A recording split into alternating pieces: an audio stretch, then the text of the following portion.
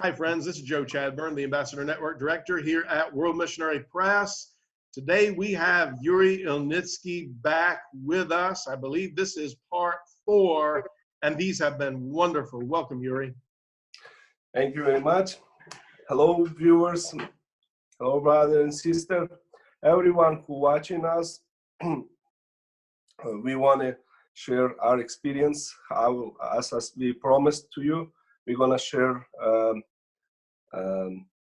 things, what we experience, our knowledge, what we have to share with you, so you can be equipped to do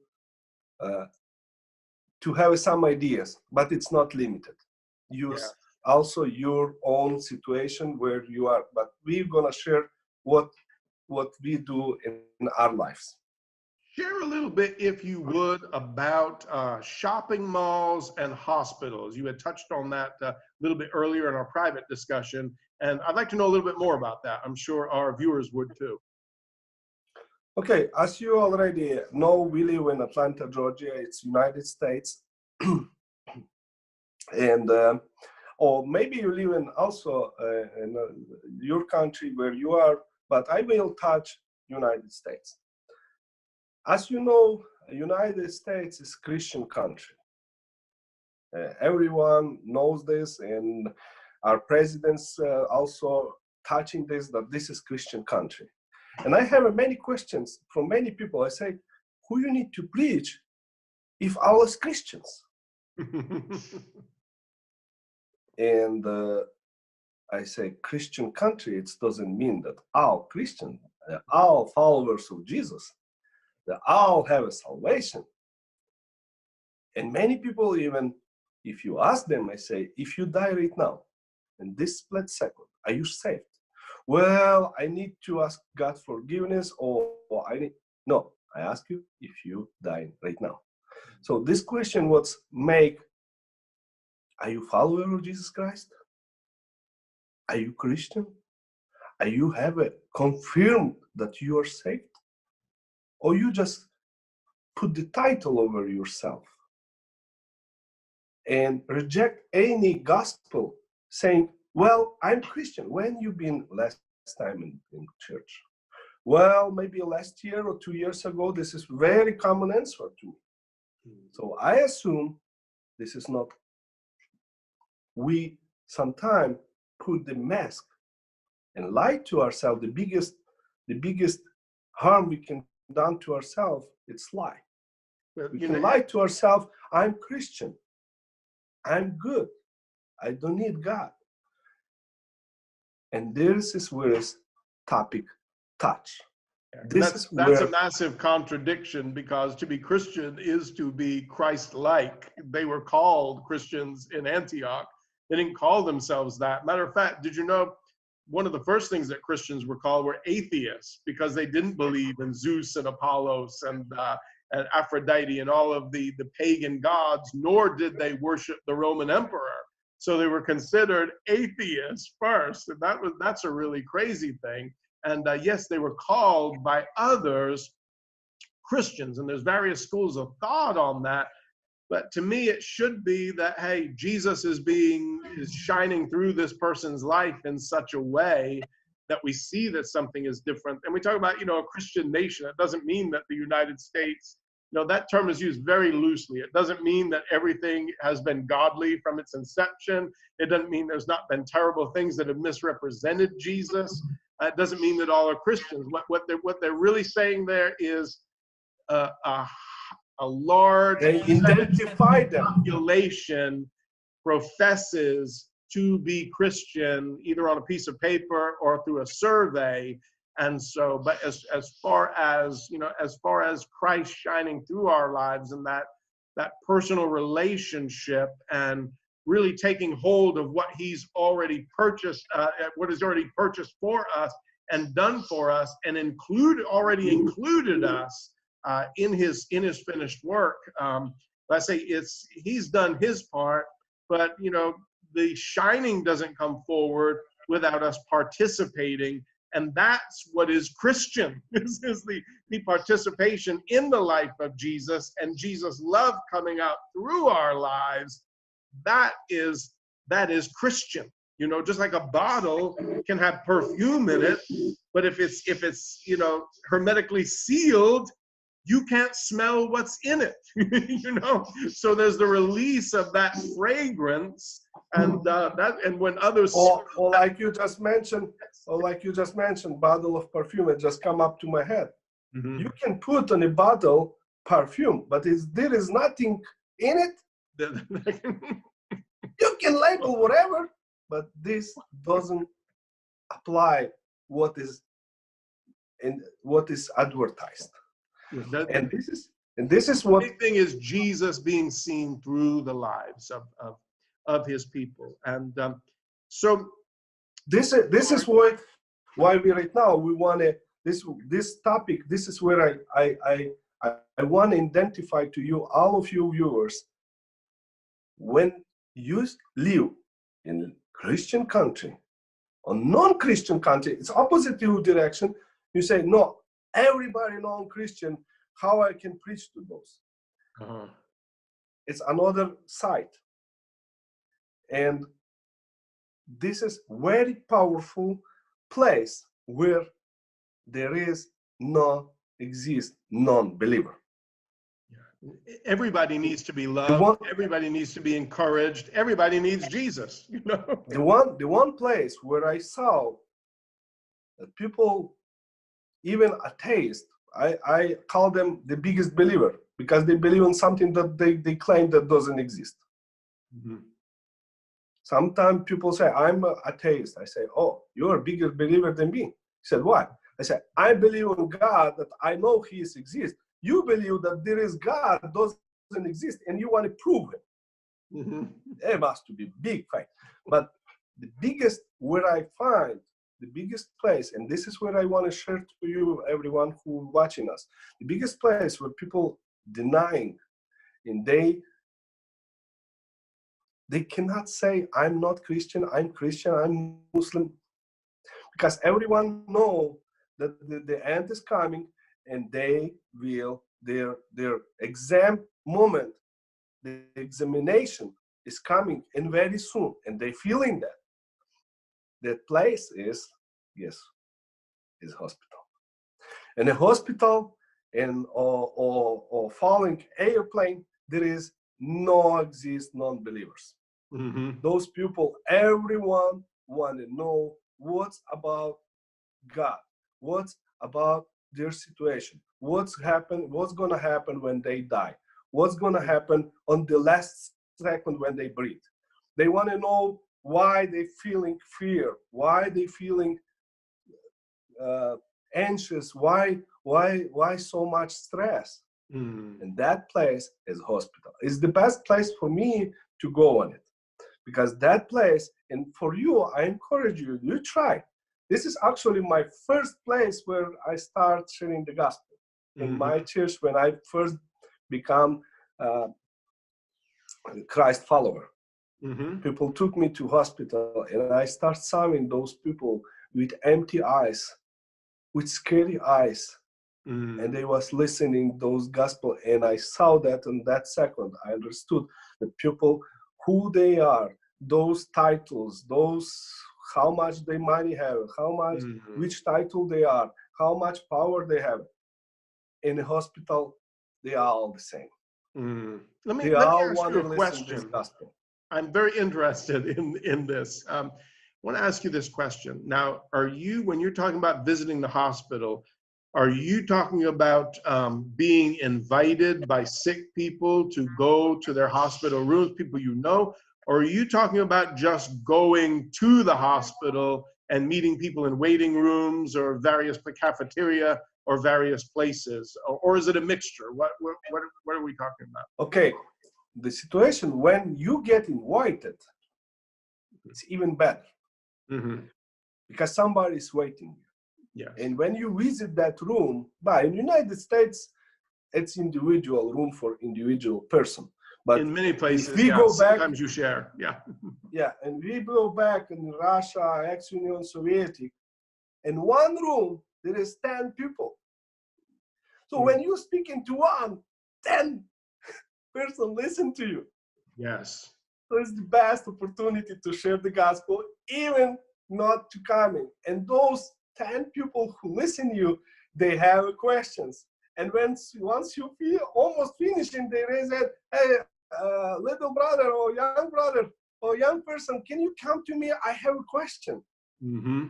And you cannot come out from the room until you visit everybody, because everyone have a question. What's going to happen with their life? And this is the best opportunity. They don't rush anywhere. They not say, oh, I don't have time. I'm busy. I have a job to do. Yeah. They want to listen. They want their answers. They want to, even if they are Christians, they want to settle their situation. If you not, the other situation where we usually, I come in not because invitation. I'm coming because I know this is maybe last second the person have in their life. Mm-hmm. And if I came there, we don't know, because God puts, we need to understand God, how God works. God works through situations. Mm-hmm. If you meet one person one day before, somewhere in the mall, he may not give you even 5 seconds to talk. Mm-hmm. But if somebody, his kid, is in emergency room and he is waiting, mm-hmm. he have all the time for you, and doesn't matter his position, he have all the time for you to talk, and he want to get somebody step up on his back and pray and support him psychologically, emotionally, and spiritually.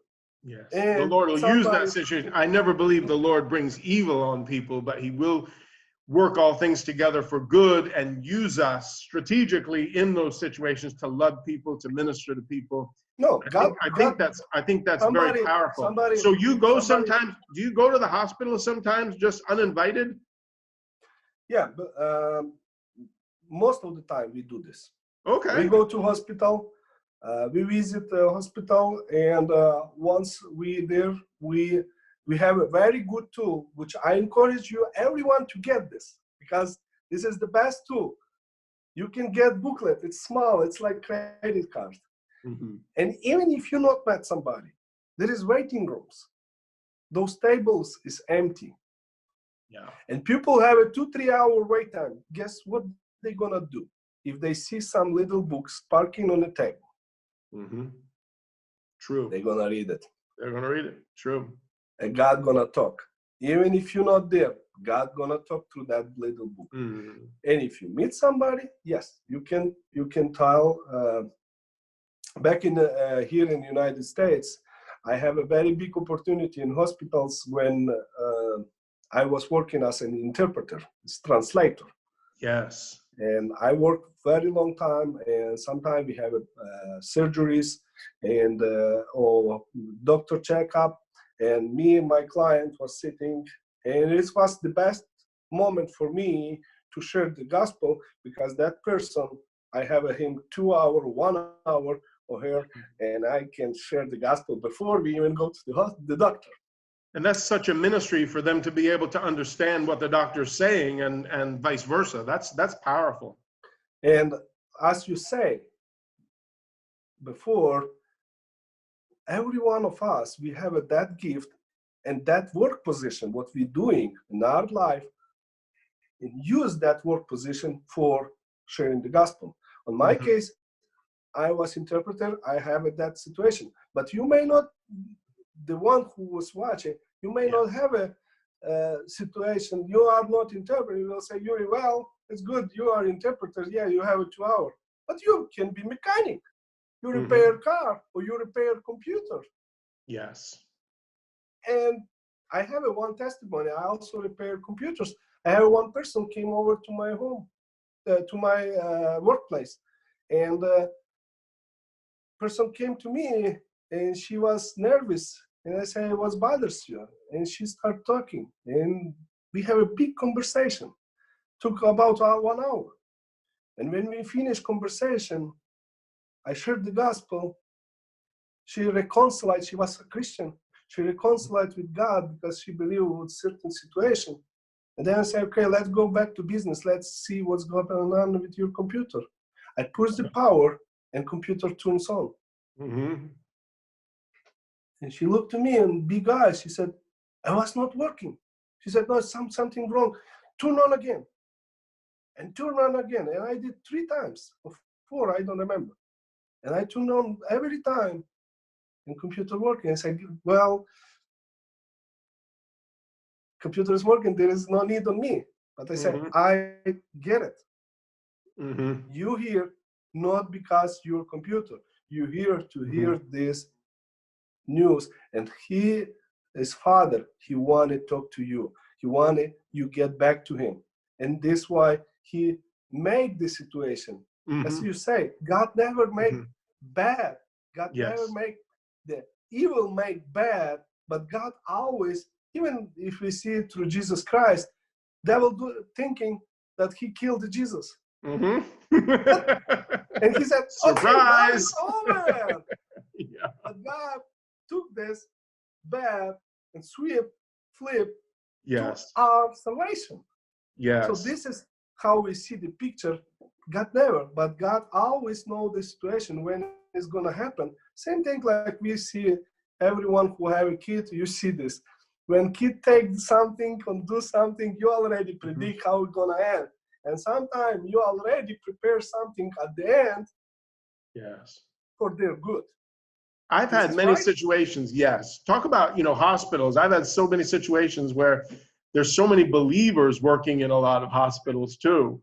And a nurse or a doctor will catch you praying with someone or talking to them, and they'll be like, amen in the background, and even joining you in prayer, So there's a lot of just people all over the place that just love others and care, And it is a witness to everyone around. And it's not like we're going in to be a spectacle or anything, but people are just overhearing conversations as they're coming in and out, and they're really touched and really blessed. I have some really wonderful personal stories about that I'm not going to get into right now, but it's so awesome what you're talking about. When you do have an invitation to go visit, or when you're there and you can be in the waiting rooms, cafeteria, gift shop, and you say you can leave literature in places, and people a lot of times they don't have things that they're doing, and they we have one person. Things spark we have their one interest. person. Her name is Raisa. She's making those testimonies. She is living by the 2 hospitals close by. Every time she go to ICU. It's an emergency room, and it's last stage condition people. And she's going there, and so many people. Before, this is what I want to say. Not just patients, family too need ministry. Before even securities and others, they say, what you gonna do? You are invited, who you gonna visit? And she just showed the booklet like badge, invitation badge. They say, oh yeah, sure, they need it. So believe. This is what I want to say to every one of you. Believe. There is not a few people who sharing gospel. Many people who sharing gospel. And you don't be afraid. You're not alone. There is many people who doing, like you just mentioned, nurses, doctors. Some doctors, even non-believers, they say, well, there is nothing I can do. Only thing you can do is pray to God. Unconsciously, they understand there is somebody more powerful from their knowledge. Yes, absolutely. And they are using God, using them as a vessel to those people to thinking to get saved, to reconcile, or to ask Jesus in salvation to be saved. Yes. Before we close out this portion of the interview, I believe, if I heard correctly, that you compared even ministering to hospital to ministering in a shopping mall, and you said the hospital was much more effective. Is that correct? Oh yeah. If you go to, I'm experienced and I like statistics. In statistic, if you go to shopping mall, they don't need God. They don't have a time. But in the hospital, they always rush. I don't say everyone, Sure, But sure. on the Because you can minister to statistic, people I in the can say mall, but 90% they tend to be on the rushing, mall. wanting to buy something, doing something, busy. Consumerism. Yeah, on the mall, this is, listen very carefully. On the mall, 80% of people rejecting good news. They don't want to hear. On the hospital, 90%, 95%, they want to listen to this good news. Wow. So you have It's big 20% flip-flop. versus 90%. Yeah. So on the malls, people get more busy. But like I just mentioned few minutes ago, God sometimes puts situations that person who reject few minutes ago in the mall, they can be next day in a situation where they needed God. So we don't need to say, oh no, then okay, mall I'm not gonna go. With this God, I'm gonna go. No, mall also we use mall very often, more often than hospitals, because I know on that busy, I know that they not have a time to meet to speak. This is this difference. On a hospital, you have a personal moment to speak one-on-one, and they have questions. They can accept Jesus Christ to their lives. They can reconcile with God if they've been already Jesus followers. On the mall, you don't have that opportunity. But there is where is come the ministry of the World Missionary Press, VMP press.org. You can type in and you will have that little tool. They send booklets, small booklets on 200, how many? 300 something languages?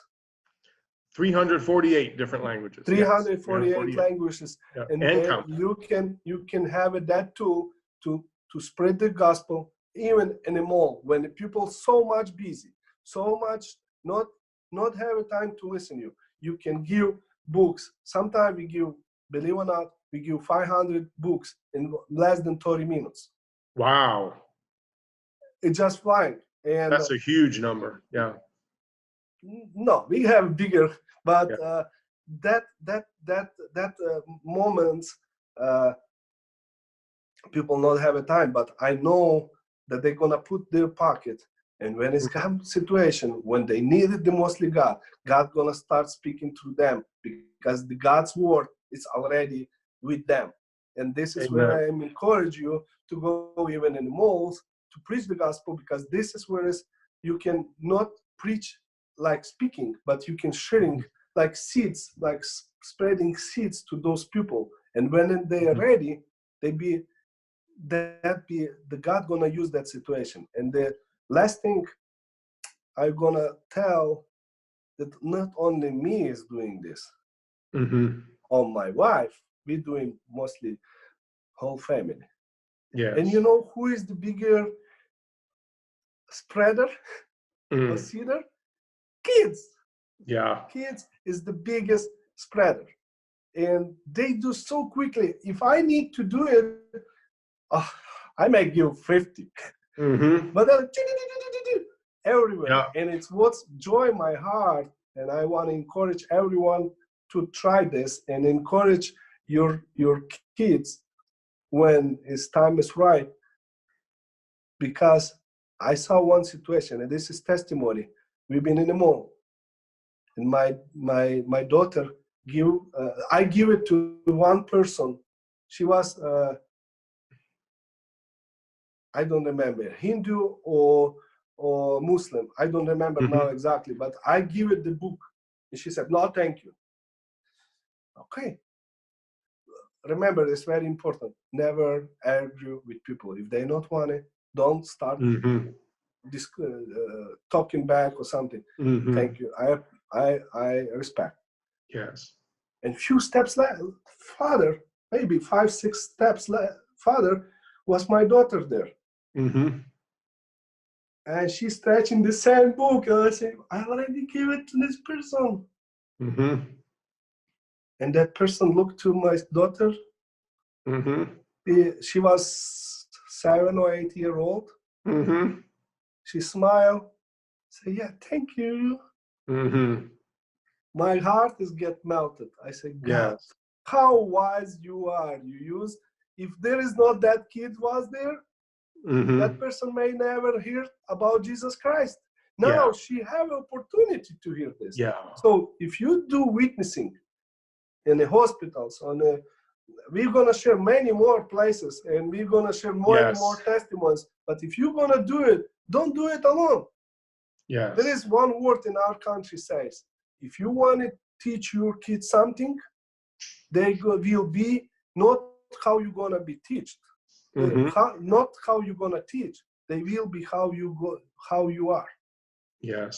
So Well, if you want your kids be a missionary, a burning fire for God, take them with you, so they see what you're doing. They will be doing the same, and God use them more powerfully, much more powerful. I have many more testimonies, but with lack of time, we're gonna round up, and we're gonna continue in another cycle to share more testimonies and more tools where we can use it. And if you hear this and you see that this is important to you or to your friends, share this. Share this through social media, to Facebook, to YouTube, whatever, and this be helpful to other people too. Okay. Yes, By we're the going way, to talk. We're going to talk in future interviews here, because I know you've like been to outside of the Super Bowl. You've been to Bonnaroo Music Festival. There's a lot that you're doing, and so I want to talk about that another day. But and we're going to break here.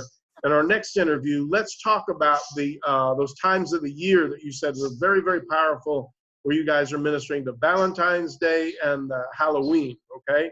So we'll go ahead and break off the interview in a moment or so, and then we'll pick up with that topic on the next video. Yuri, thank you so much for all that you're sharing. This is wonderful. And I know everyone at home, you're listening to this, and you probably want to share it with your family and just listen again, so that you're really catching the spirit of what Yuri is saying. Because he's not just telling you to do something, he does this. I follow him on Facebook, and we interact, and I see the things that he and his family are doing, and their heart is so into it. We're just so thankful for them. So once again, by the way, the biggest platform right now what Christians can be used, it's social media. Social media. You can reach so much distant. The person who is using this is, I see, we receive many prayer requests. We already start group prayer international prayer group. Yeah. We have about 1,600 people there, and people sending from different countries. I never been there, and I may never will be, but they hear God's good news through social media. Don't underestimate. This is very powerful tool to also spread the gospel for other nations. Absolutely. And thank you once again, Yuri, for being with us. Thank you to all our viewers, listeners. We love you so much. Have a great week.